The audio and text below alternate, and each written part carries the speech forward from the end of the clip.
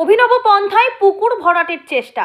দক্ষিণ চব্বিশ পরগনার বারুইপুরের ঘটনা। অভিনব পন্থায় পুকুর ভরাটের অভিযোগ উঠল প্রায় 1 বিঘা জলাশয়ের দুই প্রান্তে ভিন্ন দুই মালিকের বিরুদ্ধে। রান্না হওয়া কয়লার ছাই ও রাবিশ দিয়েই পুকুর ভরাটের অভিযোগ উঠল বারুইপুর পৌরসভার 17 নম্বর ওয়ার্ডে। বারুইপুর রেল ওভারব্রিজে ওঠার মুখে ডান দিকে একটি ধাবার বিরুদ্ধে অভিযোগ উঠল ধাবার পাশে রান্নার শেষে পোড়া কয়লা ছাই দিয়ে পুকুর ভরাটের চেষ্টা।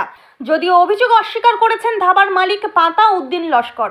তার দাবি, রাতের বেলা রান্না হওয়ার পরে কয়লার ছাই নির্দিষ্ট জায়গায় ফেলা সম্ভব নয়, তাই পুকুর পাড়ে সেই ছাই রাখা হয় ও প্রতি সপ্তাহে তা আবার পরিষ্কার করে নির্দিষ্ট জায়গায় পাঠিয়ে দেওয়া হয়। পাশাপাশি ওই জলাশয়ের অপর প্রান্তে প্রায় একই কায়দায় ছাই ও রাবিশ দিয়ে পুকুর ভরাটের অভিযোগ উঠল পচা সিপাই নামে এক ব্যক্তির বিরুদ্ধে। যদিও পচা সিপাইয়ের ছেলে অভিযোগ অস্বীকার করে জানিয়েছেন পুকুরের পাড় ভেঙে গিয়েছিল, সেটা মেরামত করা হচ্ছে। যদিও বারুইপুরের প্রাণকেন্দ্রের রাস্তার পাশেই এভাবে জলাশয় ভরাটের চেষ্টার গুরুতর অভিযোগের তীব্র সমালোচনা করলেন সিপিআইএম এর নেতা সুজন চক্রবর্তী ও বিজেপির রাজ্য কমিটির সদস্য সুনীপ দাস। বিরোধীরা সরব হলেও পৌর এলাকায় ছাই দিয়ে পুকুর ভরাটের চেষ্টার অভিযোগ অস্বীকার করেছেন বারুইপুর পৌরসভার উপপৌর প্রধান গৌতম দাস। পরের ভাঙচুরটা প্রথমবারটা না, প্রথমবার দেখতে হবে। মুখ্যমন্ত্রী যেখানে বারবার ঘোষণা করছেন জলাশয় ভরাট করা যাবে না, পুকুর ভরাট করা যাবে না, সেখানে দেখা যাচ্ছে বারুইপুর পৌরসভার 17 নম্বর ওয়ার্ডে একই পুকুরে দুদিকে দুই ব্যক্তি মালিকানা আছে এবং দুদিকেই দুজন মিলে কয়লার যে ছাই আছে বা রাবিশ দিয়ে ভরাটের চেষ্টা করছে। আপনি কি বলবেন? মুখ্যমন্ত্রীর কথার কার্যত কোনো মূল্য থাকছে না। মুখ্যমন্ত্রী মুখে বলছেন জলাশয় ভরাট করা যাবে না, কিন্তু গোটা কলকাতার স্যাটেলাইট ম্যাপ দেখুন, দেখলে বুঝবেন যে গত 7-8 বছরে কিভাবে জলাশয় একের পর এক বোঝানো হচ্ছে। আপনি বারুইপুরের কথা বলছেন, বারুইপুরের 17 নম্বর ওয়ার্ডে কোনো একটি পুকুর যেটা আপনারা গেছিলেন, দুদিকে দুজন ছাই ফেলে ফেলে ভরিয়ে আসছে, মানুষ প্রতিবাদ করছে কিন্তু প্রশাসন চুপ। 12 নম্বর ওয়ার্ডে স্কুল পদ্ম পুকুর হাই স্কুল নাকি তার ঠিক সামনে জলা বরাবর, সবাই জানে, একেবারে রাস্তার উপরে বাঁয়ে ডাইনে এমএলএ বসার জায়গা, তার অফিস। আমি তো 2-3 দিন আগে দেখলাম ভরাট হয়ে গেছে। এর আগে অনেকবার প্রতিবাদ করেছে ওখানকার মানুষ, কে কারোর কথা শুনবে? পুলিশ প্রশাসন যদি অপরাধের অংশীদার হয় তাহলে মুখ্যমন্ত্রী কি বলছেন সেটা শোনা এক, আর মুখ্যমন্ত্রী কি করতে চাইছেন বাস্তবে তার প্রতিফলন দেখা যাচ্ছে। বারুইপুরে 17 নম্বর ওয়ার্ডে যে পুকুরটি ভরাট হচ্ছে সেই ওয়ার্ডের কাউন্সিলর খোদ চেয়ারম্যান নিজে, শক্তি রায়চৌধুরী। ভাবতেও অবাক লাগছে যে চেয়ারম্যান নিজের ওয়ার্ডের 1 বিঘের মতো জমি ভরাট হয়ে যাচ্ছে, না উনি করতে দিচ্ছেন কিছু না, এর পিছনে অসাধু চক্র আছে, পয়সার খেলা আছে। তৃণমূল আমলে আপনি পয়সা দেবেন না আর পুকুর ভরাট করবে এবং এর পিছনে তৃণমূল নেতা থাকবে না, এটা অসম্ভব বিষয়। পুলিশ প্রশাসনকে বলবো তৃণমূলের তরদাসগিরি ছেড়ে দিয়ে এই অনৈতিক যে কাজগুলো করছে যারা, সে তৃণমূলের নেতা হোক আর সাধারণ যারা ওখানকার ব্যবসায়ী হোক, তাদের বিরুদ্ধে আইনি প্রক্রিয়া করা এবং তাদের গ্রেপ্তার করে একটা নিদর্শন তৈরি করা।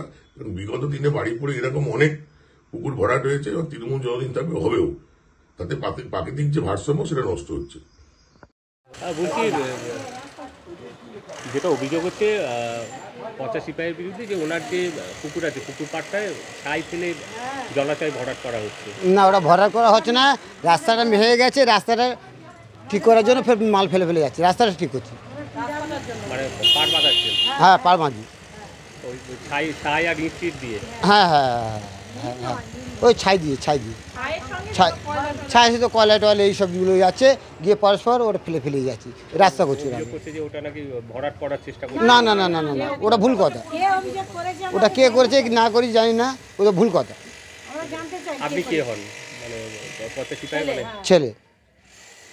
মানে যে অভিযোগটা উঠছে ওটা ভুল কথা, সম্পূর্ণ ভুল। কে বলেছে? মানে আপনার বলতে ওটা পাড় বাঁধানোর জন্য। হ্যাঁ হ্যাঁ। আপনার নাম? নাজিমুদ্দিন মোল্লা। আপনার পৌরসভা 17 নম্বর ওয়ার্ডে অভিযোগ উঠছে যে একটি ধাবা এবং এক ব্যক্তি পুকুর পাড়ে অভিনব কায়দায় ছাই ফেলে তারা পুকুর ভরাট করছে, এমনই অভিযোগ উঠছে। কি বলবেন? অভিযোগটা সঠিক নয়। একটা ধাবা রয়েছে, যাদের হয়তো ছাই থাকে, সেই ছাইটা হয়তো স্ট্যাক করা আছে হয়তো পুকুর পাড়ে, সেটা দিয়ে কোনো ভরাটের ঘটনা ঘটেনি।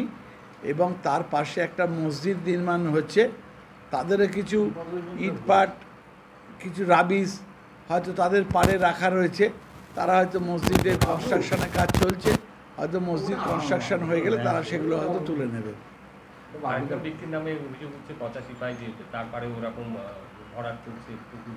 85 পায়ের ওখানে দুটো পুকুরের মধ্যে একটা ডিমার্কেশন করে পথ ছিল, মানে এপার থেকে ওপার যাওয়ার জন্যে। সেই আলপথটা ভেঙে গেছে, সে হয়তো ওই আলপথটাকে নতুন করে বানানোর চেষ্টা করছে।